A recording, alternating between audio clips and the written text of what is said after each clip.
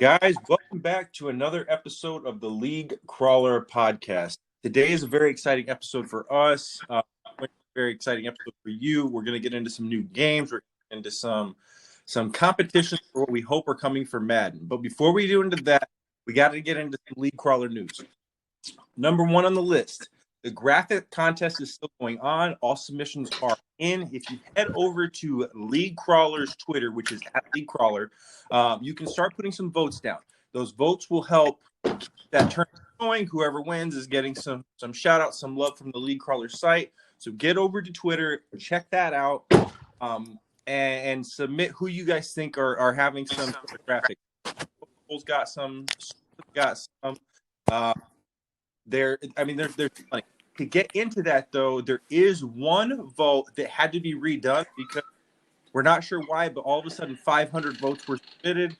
We think it has something to do with the algorithm with the poll. So the Soden versus Sofa is being revoted. Those are up. Shout out to the Sofa, the admin team. When we talked to them about it, they were like, yeah, absolutely, get that redone. We want it to be on the up and up. This is really cool. Get it going. So shout out to them for that dialogue back and forth. And that is up right now for you guys to go over there and put some stuff up. If you haven't checked out last week's episode, go ahead and do that. We talked to Daquan Cush. He's a YouTuber, really fun guy, has some cool videos. Check him out on YouTube. Last week's episode is up on the site. To get into some new development stuff, there's a Discord out there called Madden for All. It's a server with, I think, 2,000 plus users on it. And yesterday they did a show where they announced that they are changing all of this for the Madden community, for League Crawler, for other sites to be able to come and promote their stuff. So shout out for Madden for All.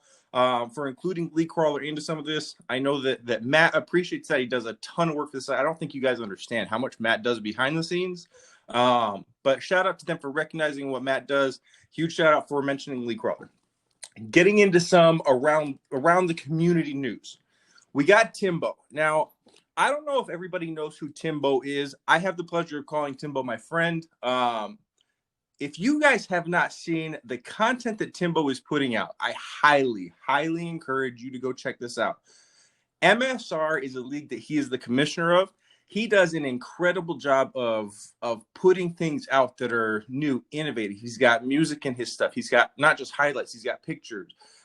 He's got like almost a movie trailer. If you go out and look at some of his stuff or what he does for the Cowboys over there, like it is incredible stuff that he is putting out. Huge shout out to what Timbo's going on. Check out what he's got going on at MSR. If you are not subbed to his channel, make sure you do that. I have links that I want to pull up, and that is going to be, man, that's the one thing I didn't prepare for. Okay, the Call Me Timbo is his Twitter. MSR League is the Twitter for their league, or MSR Sticks. At Twitch, you can find him at Call Me Timbo or the MSR Network. Get over there, check some of that stuff out. It's incredible. The other big piece of content that we saw this week was the Elite Madden Trash Talk Show. It is not hosted by the commissioner, and it is a lot of fun to just see a group of guys sit down from their community and just kind of talk back and forth. I know Matt recommended it to me. It was an incredible watch. If you guys have not checked that out, head over to Elite Madden's. It is a lot of fun. These guys are doing some things that are outside the game that are just strictly enjoyable. And if you are looking for more than just playing your game every few days, if you want a community that you can sit down and just back and forth talk with some guys and have some fun, check out Elites. It is dope. With all that said and done, we definitely are excited for this week's episode. Now, we're excited for every week's episode. I love getting all of these guests on. But I love innovators. I love guys that kind of step outside the box, the guys that have their own visions of things, and they're just all gung for it. And Danny Jugan is a guy that is in charge of access. I don't know if a lot of you know who that is. We had a group on just a few weeks ago that have their own access league with 500 plus people. They all have their own players. It's an incredible thing that they've got going on. Now we're going to be able to talk to the guy that is the lead developer and is creating it. Danny, how are you doing? We're doing pretty good, man. To really get into it, what I said was completely honest. The fact that you have something completely different than what is out there and you set out to do your own thing, I find incredible. How did this all start? Oh gosh, it started way back in 2009 when I was making Flash games at the time, and I just wanted to make a football game. I was interested, always played football, loved watching football, so I wanted to make a football game. So I made a 2D top-down football game called Axis Football that was in Flash. And as the years went on from there, we released that in 2010. As the years went on from there, Flash sort of took a nosedive in the games market, and I switched over to developing in Unity. And I enjoyed making football so much that I was like, you know what, let's do a 3D game. All right, guys. Technical difficulty. Back with Danny. All right. So you were doing this on Flash, and you decided to switch over to the new program. That was in what year? So we switched over to Unity, which is more of a 3D game development engine. We switched over that in 2014, and that's when I started working on the Axis Football that is out today. We released the first version in 2015, and really when we first started, our goal was just to get a football game out and working. And as the years went on, we really started to build our identity as a simulation style football game that was based around simulation gameplay, a really deep, realistic franchise mode, and lots of customization.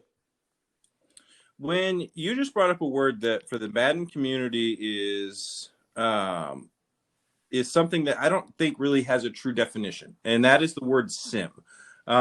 When you looked at it, I want to make a sim game. What were the key things that you looked at and said, this is how we view sim?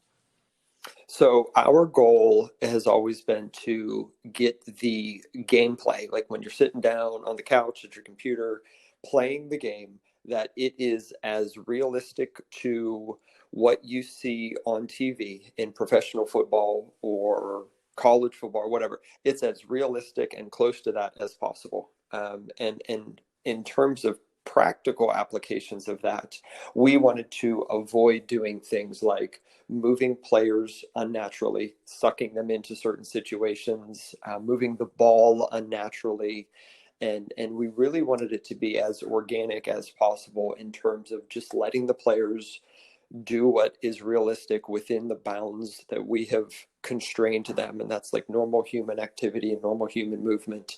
And it comes at a cost because it doesn't look as pretty as it could if we don't force certain animations to play, then it doesn't necessarily look as good as it can. So it's definitely a double-edged sword, but we felt like it was more important to focus on providing realistic simulation football and then figuring out how to make it look prettier and look more seamless. We decided to go that route rather than doing the opposite.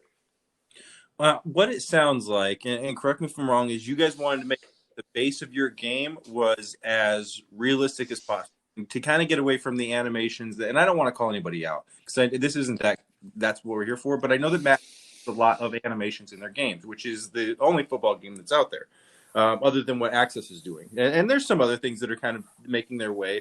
But for the most part, EA kind of has that market. Now, the biggest complaint that I know that I get as a commissioner is sometimes it feels like the game is picking and choosing its winners before the game even starts. And a lot of people come back and say, well, that's just because there's so many animations in the game and you have to trigger these animations to go up and be successful with these things.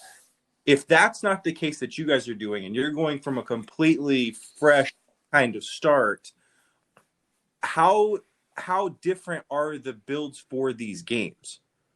I think at the end of the day, that's really what people want to know is just how much different are these football games? Well, there's no doubt that Madden puts out a fantastic game. Like it looks beautiful, and there's lots and lots of people playing it. But you're absolutely right. Our games are different. I think our game is more organic in terms of what the players do. the way that Madden does theirs, from what I can tell as a developer, I obviously don't have access to their code, but from my perspective, it looks like in order to maintain a lot of their visuals, it appears that they will force or transition into certain animations at times. And that's what I think a lot of players are seeing in terms of it's forcing me, or it's predetermining the outcome based off of the animation that plays. And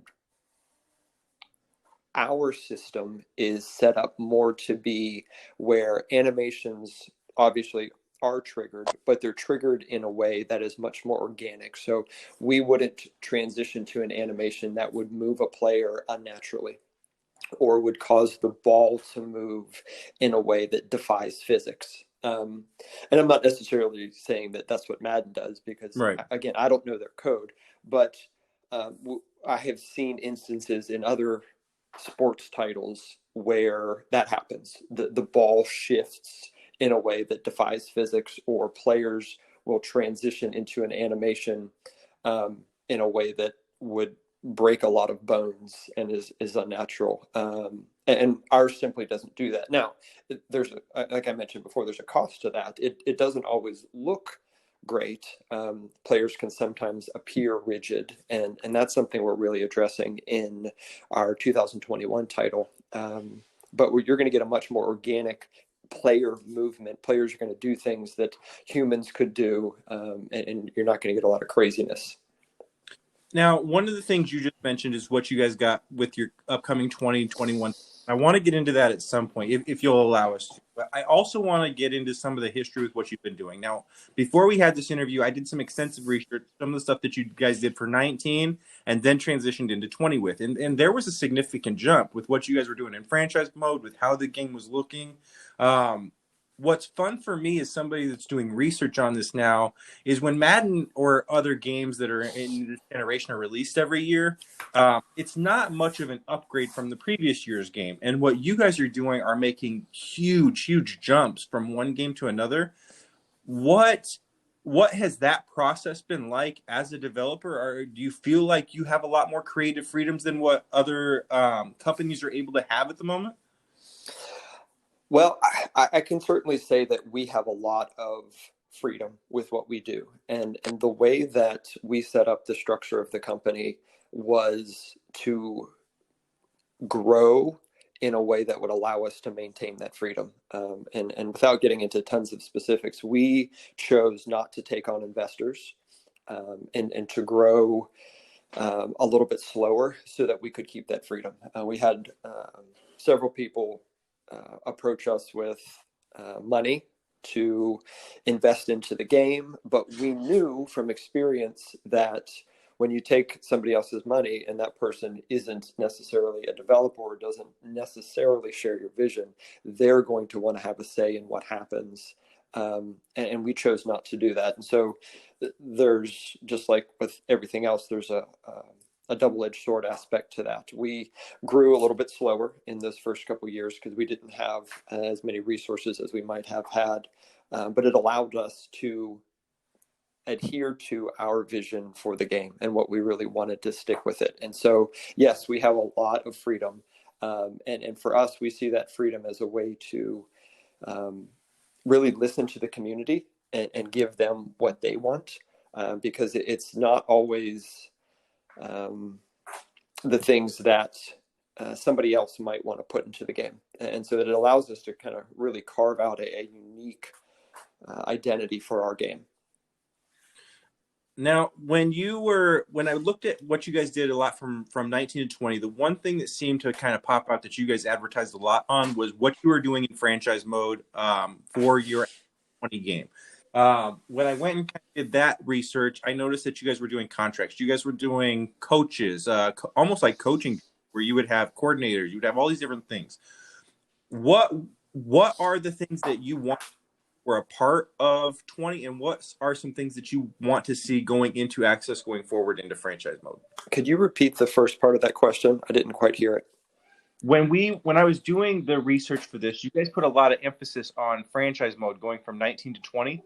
I noticed that you have these coaching, all these different coaches. You have the offensive coordinators, defensive coordinators. There was more emphasis on these contracts and stuff. What were some of the things that you wanted to make sure were a part of 19, and what are some things, or for 20, and what are some things that you're hoping to add for franchise mode going forward? Great question. So a big thing for us is that we wanted to build the game in a way that we weren't ever taking out features and then adding them back in. And so the goal is to always build upon what we have created. And so you're absolutely right. In 2020, our main focus was franchise mode. We added complete coaching carousels, all 16 positions, coordinators, scouts, all kind of stuff. And that is carrying forward everything that we have done. We've got practice strategies, facility management, scouting, all kind of stats, like everything you could really want in a franchise mode. We focused on adding in 2020. So all of that is carrying forward. We certainly made some tweaks and improvements to those areas, but we're also adding a lot in 2021. And big shout out to our community. Huge thanks to them for all the feedback that they've provided. But one of the things that they really requested were things like a hall of records that kept not only franchise record, but individual team records, player records for games, for seasons, for careers, all that sort of stuff. And so that's a big thing that we're adding. Also little stuff like a screen where you can check out the activity of every team in the league. Who did they sign for free agency? Who did they draft? Anybody got let go? Anybody retired? We wanted to really make the league and the franchise come alive and to give the sense that the other teams were being extremely active and doing things that you would expect them to do if they were managed by real humans. And so we're adding things like you're going to get trade requests. Trades won't just be user initiated. You're going to get requests from other teams saying, hey, we're interested in this player. And it's really going to make the league come alive more. So we're 100% adding several features to our franchise mode. That's really the large part that identifies Access Football is franchise mode, but that is not what we are focusing on for 2021.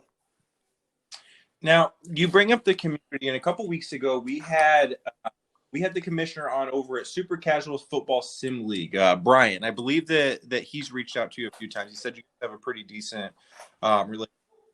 When we had him on, I was like, I got to tell you, I was blown away by the amount of stuff that they've been able to do with Access. I didn't know Access existed before I did that interview. And two, I had no idea that there was a community of 500 people that all had like their own individual characters and they're all on these different teams. Did you ever anticipate that was going to be where Access kind of went as you were creating this? As we were creating it, no. And when we created the first couple iterations of the game, we had no intention of it being like this hugely modded game that it is now. And mods were added completely from community requests. They wanted college teams, they wanted NFL teams, they wanted whatever they could come up with. And so we gave them that ability to do. And what we are seeing more and more is people creating their own leagues just like this. And yeah, Brian's absolutely right. He and I talk frequently on our Discord channel. He's an awesome guy and has really helped us identify a lot of edge cases because they do some crazy stuff in their league with player attributes and that sort of thing. So they've helped us identify some bugs and some stuff like that. But we think it's awesome. We think that it's really rewarding for us when we see people take Access Football and make it their own. It really is exciting for us to see how people are taking the base game and really getting creative with the mods, creative with their leagues. And we're just excited to be a part of that. No, it really is incredible. And what I love about it is how much passion you guys that I can hear from him. Like, I can't tell you how excited he was just to get on this show. Like, they really, really wanted an avenue to kind of get on and not just talk about the creation that they had, but kind of how you guys all kind of collaborated together. So just hearing what your guys' game has been able to do for a community is incredible to me. And I wanted to bring that up. And this is kind of why Matt lets me do this, is because I can do these transition is we got to get into our first sponsor. And our first sponsor is going to be from SpaceTradr.com. Space Trader is a site that you can go over to, and you can actually collab with like other companies and see if you can do things to help their company, and they can do things to help yours. So if you're good at creating websites and you go over and you see somebody like, hey, they're not really good at creating websites, but they build a ton of office furniture and we could use that, you can absolutely kind of collab with them, help them create their thing, and they can send you back over some stuff. So it's a site that new companies can kind of go over and check out and find ways to work with each other and create something pretty spectacular. So that's spacetrader.com. Guys, get over there, check that out. Make sure that you are submitting some posts. It's a great way to get started. One of the questions that I had for you is, I know that you guys are not on PlayStation with this current game. Is there plans to get back on PlayStation in the future? We actually are on PlayStation. We were not on PlayStation for our 2019 title. Got but we were able to figure out the issues that prevented us from releasing on PlayStation last year. But our 2020 version is on PlayStation. It's up and for sale and ready to go. And plans for the future are to continue to release on PC, on Steam, Xbox, PlayStation, and for 2021, we are also planning on releasing on mobile as well. Nice, perfect. And I apologize for having that information wrong, but it did kind of lead me into a question as it comes to a developer. And that was, a lot of times you see these companies say how hard it is to make a game from one platform to another. As a developer, can you kind of explain to us what the difference is when you're creating for Xbox or PlayStation or PC? Yeah, so it's kind of a loaded question. Long story short, without getting into all the technical aspects, each platform has their own set of requirements. They have their own systems that need to be integrated into the game, and those systems may or may not be compatible with what you've created for the game. And so you essentially need to fit your game into their mold and their requirements, and that can be challenging. I won't necessarily rank which one is the easiest, but I would just say each platform has their own set of requirements, and it's not that one is more difficult than the other. It's just with the way our game was set up, it was easier to do certain platforms over another, and so we had to do a lot of changes. We had to figure out a lot of things, but thankfully we were able to get stuff figured out for all three platforms. And then mobile's kind of a different story, because you've got your own set of challenges there with trying to scale the game back so that it runs on mobile devices. But we thankfully, again, have been able to get a lot of things figured out and released on a lot of different platforms. Yeah, no, I mean, that's amazing. I know that one of the questions that when I knew that Access was going, one, I think everyone is just anticipating wanting to have another football game. I know that nobody likes having one company corner the market on what they can do with real players and real teams. I mean, the NFL is the most popular sport in the country at the moment. When you guys went into this not being able to have those real players, does that change the way that you create the game, or do you kind of prep to eventually get some of those guys? Like, how does that all work? So that's a great question.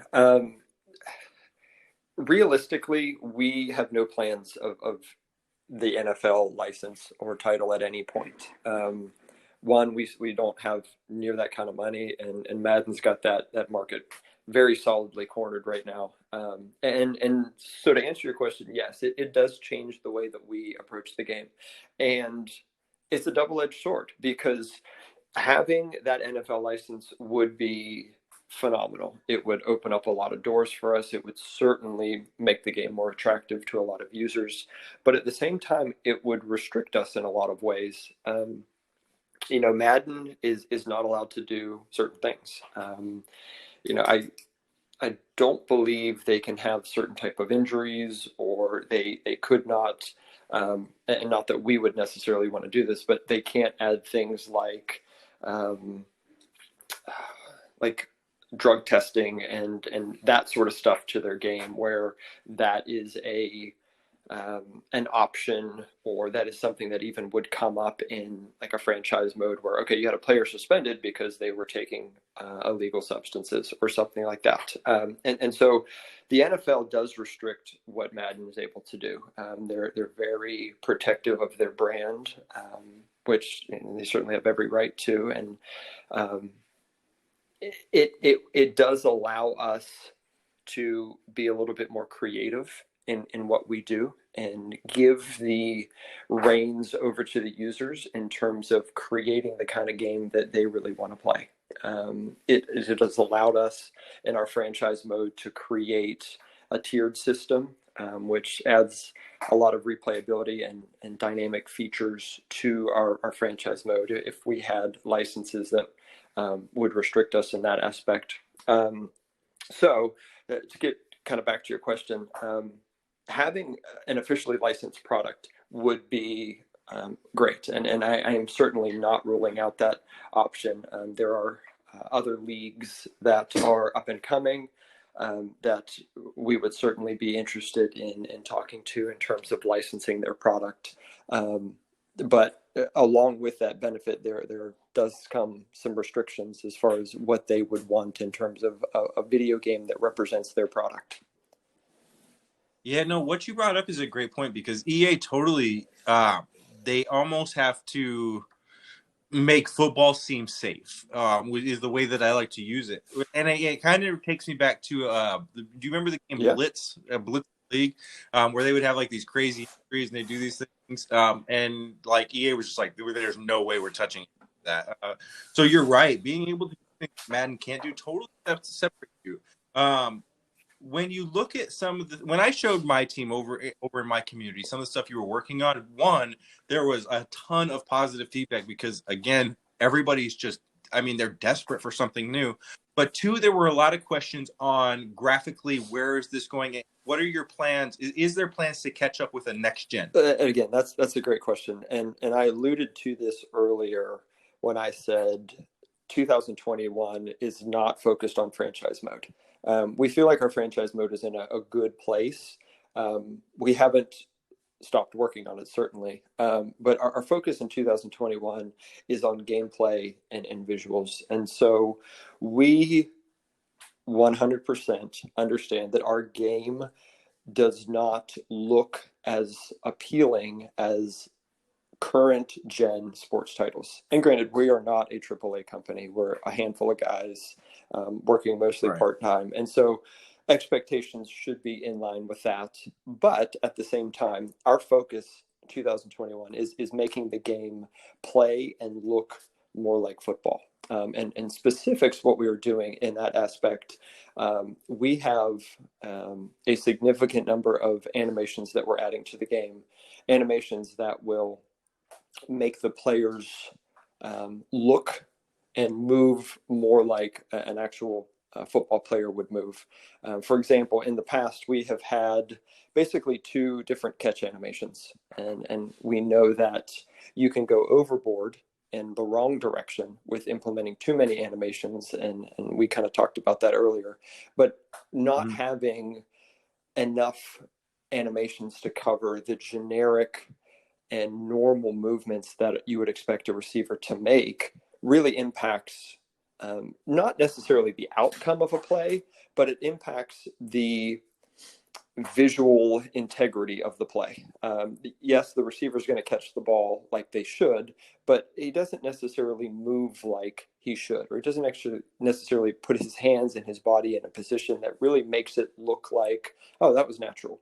And so that's really what our focus is on this year. We are adding a ton of those animations. We are reworking the offensive defensive line interaction to make it look more natural, more like you would see in football. We're doing the same thing with wide receiver, defensive back interactions, implementing those animations to create a more realistic and visually appealing game. On top of that, we are also redoing our player model that's going to implement some technological things that will improve the visuals, and really try to boost the game to make it look more appealing, more next gen, like you described.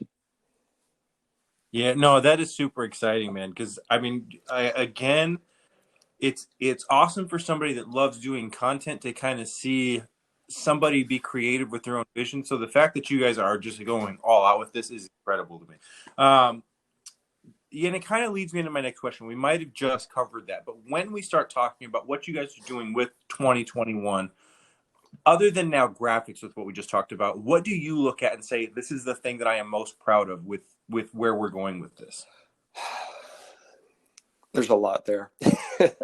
I think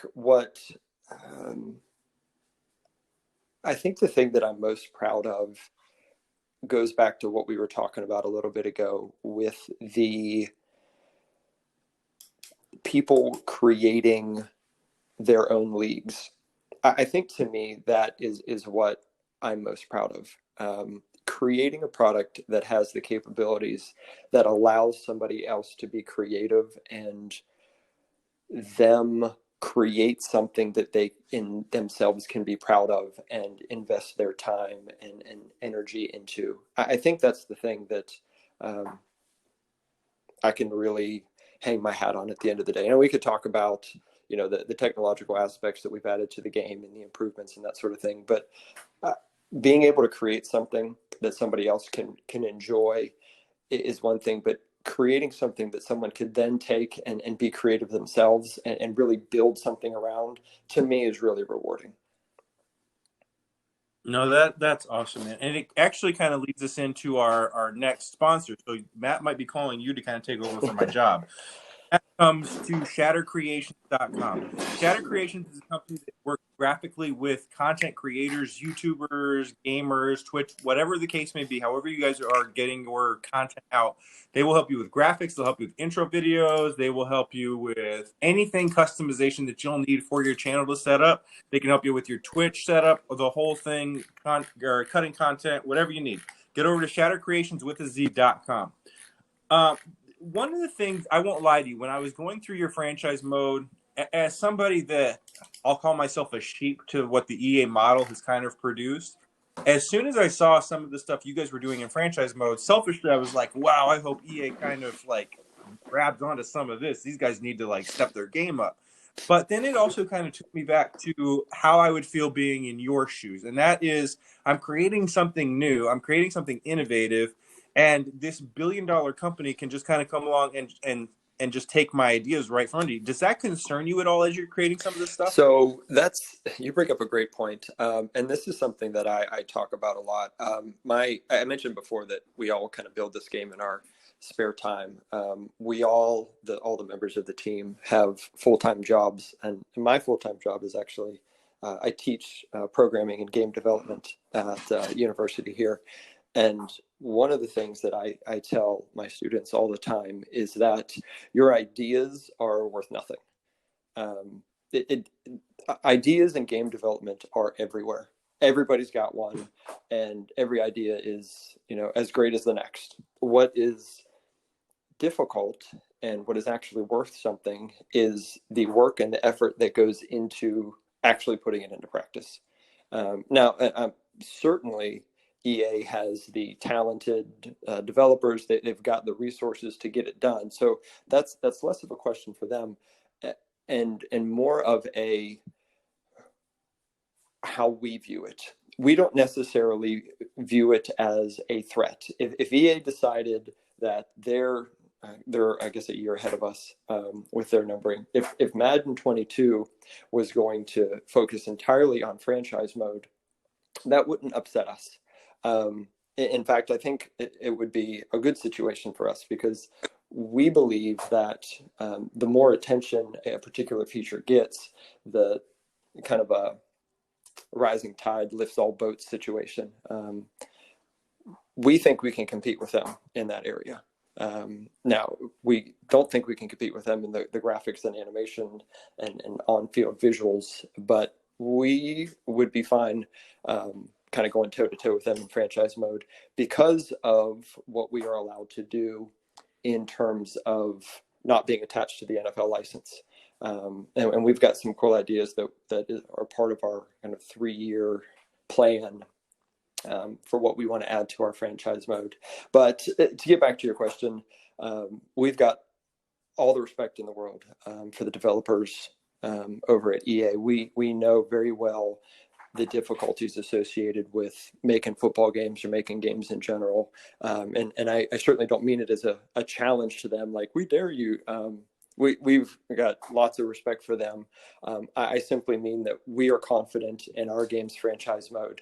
And we would not be worried if another game came out that was pushing the same features that our game is kind of known for.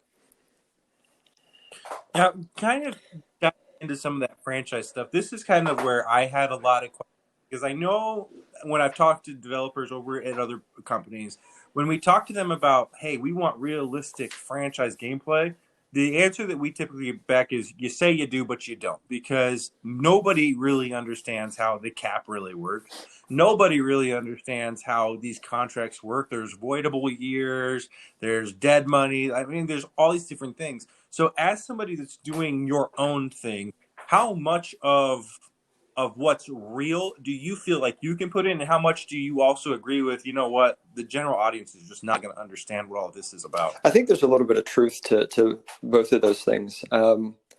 Yes, does the average person that wants to play franchise mode understand all the complexities associated with the exceptions, the rules, the weighted contracts, the dead money, the cap rules? No, they don't. But that's not to say that they can't get a realistic experience without those things. And so our approach as a general rule is to put in as much detail as we can, as much realism as we can, and then we give the user the option to say how much they really want. Because we don't feel like it's our situation to tell the user what they want. We don't feel like we should dictate to them what the game should be or how it should play. And we want to, as much as we're able to, and as much as we're able to add to the game, we want to be able to give them the game and then give them the option to play it in the way that they want to. So practically how we do that is we give them lots of controls in franchise mode. For example, the past couple of years, we got, I think since 2018, we were getting requests, hey, can we get the option to have unlimited funds in franchise mode? And our initial reaction was like, no, that's not realistic. And as kind of time went on and we really talked internally as a team and talked with community members, we realized that it wasn't really our place to tell people how to play the game. And so what our vision is, certainly we want to provide a simulation realistic approach to football. And that is essentially the default settings. But we also wanted to give people the option to not be forced to micromanage certain aspects, not to overcomplicate things for users that didn't want them to be complicated. And so we set up options for, you want to have unlimited funds? Go for it. If you want to play simulation, go for it. You can do that. And so that's been our general approach, giving people the option to play the game like they want. Yeah, no, it's a great take. I downloaded the game for Xbox about 3 weeks ago when we first did the interview with the community that kind of came on and then does your guys' game. I haven't jumped into all of franchise mode, but I will say that even though as you mentioned, it doesn't have the graphics that what a current gen has, I got to tell you guys, it just feels refreshing. Is as a gamer, I think that's the feeling that I have when I play. Is that what you guys wanted to create as you were doing this? Am I hitting the right avenues as I'm playing this game? Because it's not like I'm looking for these overcomplicated animations or anything, but it I guess refreshing is the only word I can come up with to say that that's kind of what it sits down to play something different or play something unique. That it's kind of ironic. It's refreshing to hear you say that, because that's exactly what we were going for. We wanted something that felt clean, that was almost a little bit nostalgic for people that played football games back in the early 2000s or the late 90s. And not that we were going for that graphic style or that play style, but we wanted it to be simple, not overly complicated, not have a ton of buttons to hit or a bunch of complicated controls. We wanted it to feel very clean and really allow the user to pick it up and play it without feeling like they needed to have played the game for 10 years to really understand it. Danny, I got to tell you, man, this is what you guys are doing for the community of gamers that enjoy football is incredible. I hope you and your team leave your guys' work every single day knowing that you're providing something that, in my opinion, is just about to take off. I know that you guys have grown substantially since you started this in 2009. I know that this is probably about as big as you've been so far, but as a gamer and as somebody that knows communities of football gaming, I'm telling you, man, I think you guys are on the verge of something big. Go ahead and take this next however long you want to kind of do some shout outs for your team. Let everybody know what you guys got coming up, what they can expect, and then we'll let you get out of here, man, and finish up the rest of your day. Well, thank you so much. Just letting everybody know our plans for the near future. We're going to continue working on the game. We'll be posting regular updates to our Patreon. Anybody can hop in our Discord server and chat with us. We do live streams. There's a link to our Discord on our website, which is axisleague.com, AXIS league.com. Join our Discord, hop in there, chat with us, chat with the development team. Lots of great community members there. We'll plan on starting beta testing in July. So if that's something you guys are interested in, you can get all that information in Discord. And then we'll plan on releasing Steam, Xbox, PlayStation around beginning of September, and then mobile about a month after that.